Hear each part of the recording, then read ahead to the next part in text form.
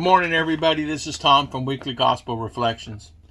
You know, sometimes, and I've already talked a little bit about this, but I want to go over something today that really, kind of hits it home. Just myself and people that are around me. As we know, God is a loving God. He loves us. He knows everything that we do. He knows everything what we do behind the scenes. He knows where we go, who we talk to, how we talk to them. He knows everything that is going on in our life. If we're nice to people, if we help people in need, He knows it all. And today I'm going to look at Ezekiel. We're going to look at chapter 8. And that is really the whole chapter of 8 that I was going to go over today. I'll make it quick as possible. God knows all.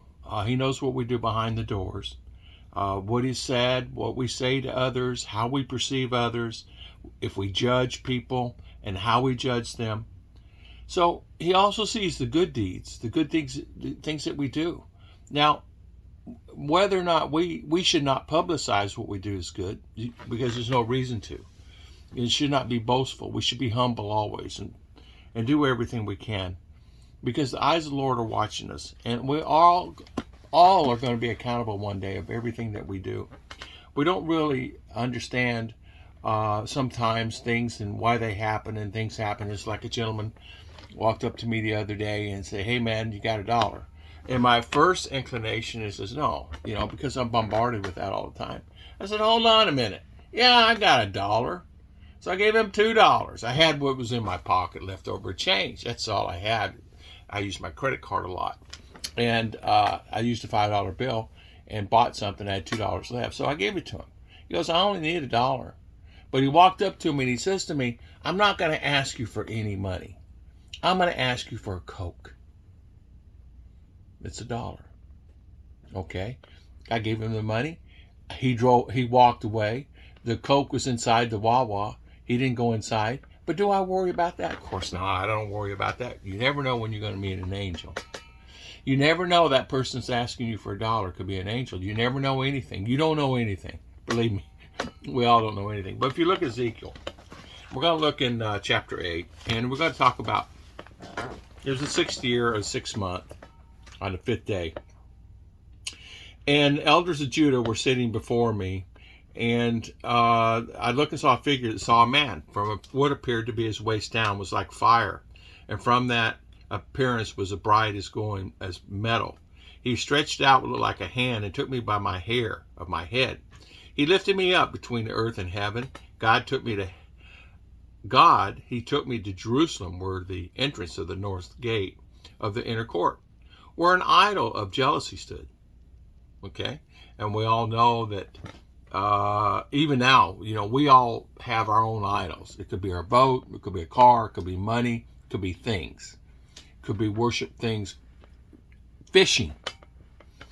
So, and there before me was glory of God in Israel, as a vision I had seen in the plain. There he said to me, "Son of man, look toward the north." So I looked in entrance in the gate, and I saw an idol of jealousy. He said to me, "Son of man, do you see what they're doing? Utterly detestable things the house of Israel is doing here." But here's something that's really unique about this story more than anything else is. Then he brought me to the entrance to the court, and I looked and saw a hole in the wall. Then he said to me, "Son of man, now dig into the wall." So I dug in the wall and doorway there. Then he said to me, "Go and see what wicked, detestable things that they are doing here." So he went in and looked, and he saw portrayed all over the walls all kinds of crawling things, detestable animals, and the idols of the house of Israel. In front of them stood 70 elders of the house of Israel, and Jezaniah, son of Shaphan, was standing among them. He had a censer in his hand, and a fragrant cloud of incense was rising. He said to me, "Son of man, have you seen what the elders are doing in the darkness in this house? They say, 'The Lord does not see us. The Lord has forsaken the land.'" Again he said, I will see them doing the things that even more detestable. Then he brought me to the entrance of the north gate, and saw women sitting there mourning for Tammuz. He said to me, "You see this, son of man? Even more detestable things." He brought me to the inner court, and there was the entrance of the temple. Between the portico and altar were about 25 men with their backs toward the temple, and they were faces toward the east. They were bowing down to the sun. He said to me, have you seen this, Son of Man? This is trivial matter for the house of Judah, to do the detestable things they are doing here. Must they also fill the land with violence and continually provoke me to anger? Look at them, putting the branch to their nose. Therefore I will deal with them in anger. I will not look upon them with pity or spare them, although they shout in my ears, I will not listen to them. So what they're doing is, behind the scenes, they're doing what they want to do. And then outside, in other words, they're saying to the Lord, Heavenly Father, we are here. And then behind the doors, they're sneaking around. Well, all of us have secrets. All of us have secrets in our life. We don't want people to know things happen to us. It could be simple things. It could be things that people should not even know. Well, God knows. So what you have to do, you have to pray to God to forgive you for those things that you did do.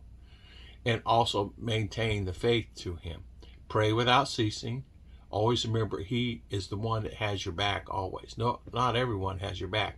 When you wake up, God has your back. When you go to sleep, He has your back. During the day, He has your back. There's not a thing that God doesn't know what's going on in your life. He can help you through anything at His time. Not your time, His time. But what we got to realize is this. No matter what we do in this chapter 8 of Ezekiel, we have to really think about what we're doing behind the closed doors. What are we doing?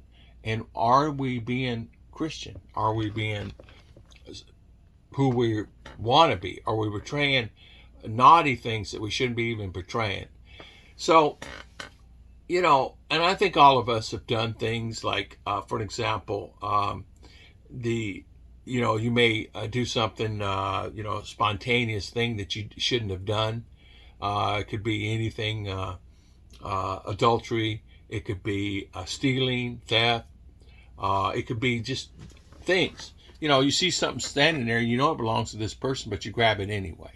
Or you have an opportunity to commit adultery, and you take that 2 hours, 1 hour, 4 hours, 12 hours to commit adultery.